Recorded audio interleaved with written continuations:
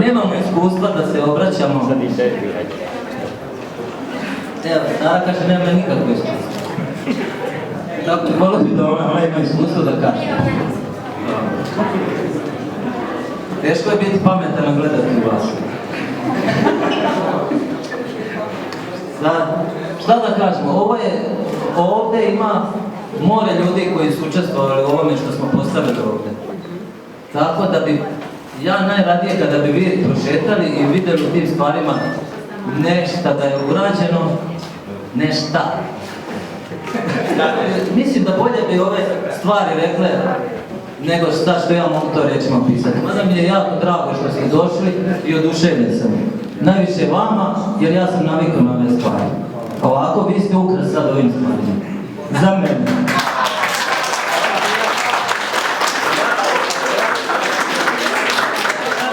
Rešili smo da damo šansu i još jednu želju pored udruženja u Sirnijum i udruženja likovih umetnika ESNO, koji će također imati u ovoj galeriji izložbu posle ove, 3. septembra. Rešili smo da damo šansu i članovima rodilačkog kluba Žuta Foka i sa prijateljima da pokažu šta imaju. Čini mi se da je ovo zaista jedan ulazak u Vitlejevsku pećinu, što je jedan historiograf rekao, ne znamo šta može veliko da izađe iz jednog Vitlejeva, a to iz Vitlejeva rođenje Hrista je promenilo celu istoriju čovečanstva. Tako da zaista mislim da je ova izložba jedno totalno otkriće, iznenađenje čak i za same članove Žute Foke, koji u ovom prostoru kada su postavili svoje radove, oni su zablistali zaista u punom sjaju. Oni su uspeli da prikažu istoriju grada na jedan sasvim autentičan način, do toga su došli tako što su prvo ljubav prema ronjenju, ljubav prema stolariji, na kraju pretopili u ljubav prema gradu, prema istoriji, koju su ovde obradili od njenih poznatih početaka pa do danas. Dakle, ovde vidimo neke triptihe, vidjet ćete, to su narodi pre Kelta, koji su Kelti asimilovali, zatim triptih Kelta i triptih sirnijumskih mučenika, koji su zaista obeležili istoriju ovog grada, kao što je Sveti Irinej, Sveta Anastasija i naravno Sveti Dimitrije. Kako su došli na ideju da osmisle ovako nešto bogato?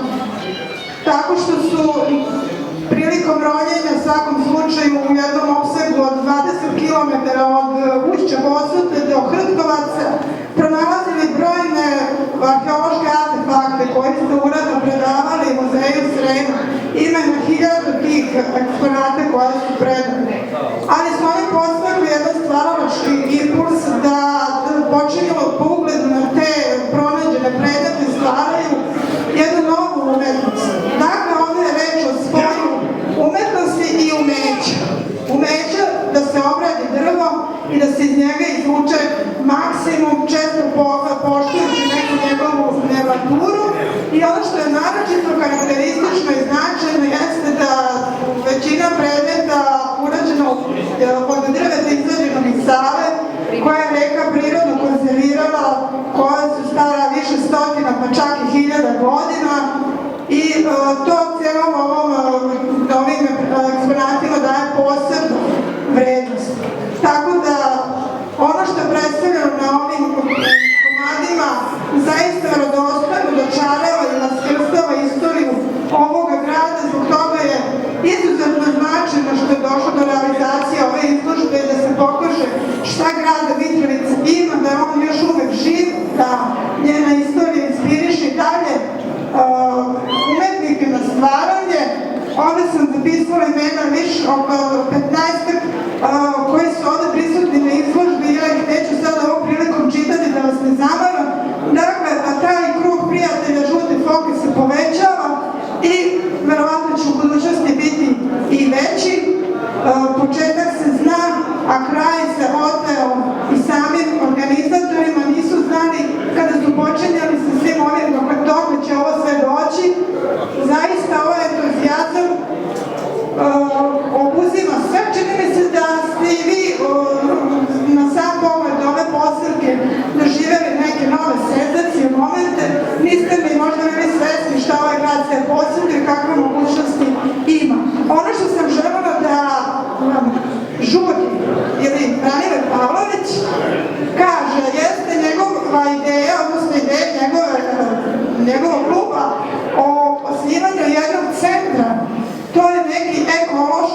je on nazvao projekat ekološko-hidroarheološki centar.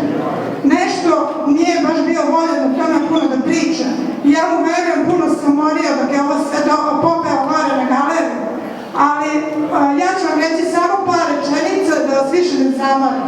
Dakle, njihova ideja jeste da se sve ovo još više multiplicira, jer su svesni da su smrtni ljudi, da žele da obuče mlade, da dalje nastave sa ovim. Dakle, i u ronjenju, i u istraživanju, i u tom odnosu prema materijalu, ovdje vidimo i drvo, i kožu, i metal, i dakle u svim tim obradnim prirodnih materijala, žele da se ta ideja nastavi i dalje i ja ga svestveno podržavam u tome. Ono što je još kuriozitet svega jeste da su oni uradili za sada video klipove stave, dakle niko do sada još nije snimio Savu, mutne vode Save, se smatra da to nije moguće, međutim na ovom video klipu vidjet ćete čitav bogatstvo tog sveta koji mi uopšte ne znamo i da postoje, a tu je do toga nama. Dakle, kroz njegove projekte Žute foke vidimo da sad smo živjeli pored Save, a sada počinjemo uz Žutu foku da živimo iza Save. Hvala vam što ste došli i imate izložba otvorena.